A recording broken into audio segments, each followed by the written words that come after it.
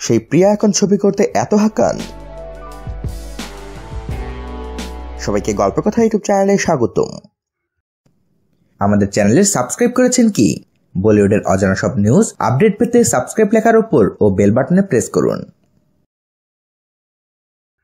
প্রিয়া প্রকাশ অভিনীত মালায়ালম ছবি উড়ুয়াধার লাভ মুক্তি পাবে 14 ফেব্রুয়ারি বিশ্ব ভালোবাসা দিবসে।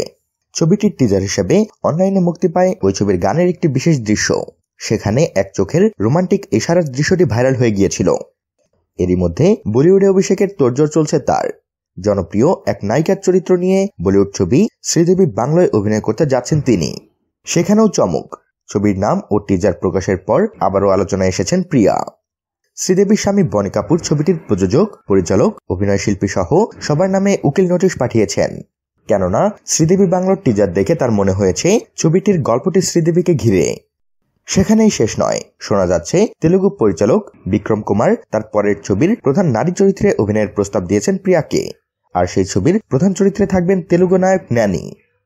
ছবির জন্য অডিশন ও প্রাথমিক পরীক্ষা দিয়ে ফেলেছেন প্রিয়া। সবকিছু ঠিকঠাক থাকলে নিজের প্রথম তেলুগু ছবিটির শুটিং তিনি শুরু করবেন ফেব্রুয়ারি মাস থেকেই। এরই মধ্যে প্রযোজক দিল রাজু একটি ছবির প্রস্তাব দিয়েছিলেন প্রিয়াকে। একের পর এক ছবিতে কাজ করার প্রস্তাব পেয়ে প্রিয়া রীতিমতো ভ্যাবাচেকা খেয়ে গেছেন। শুরুতে তাই রাজুর কাছে সম্মান হিসেবে তিনি 2 কোটি রুপি দাবি করেছিলেন। পরে অবশ্য বাস্তবতা বুঝে সম্মানের পরিমাণ কমিয়েছেন তিনি। হয়তো সবাই তাকে বুঝিয়ে বলেছেন শুরুতে এত টাকা সম্মানই চাইতে নেই। তো বন্ধুরা, এ বিষয়ে আপনাদের মতামত জানিয়ে দিন আমাদের কমেন্ট বক্সে।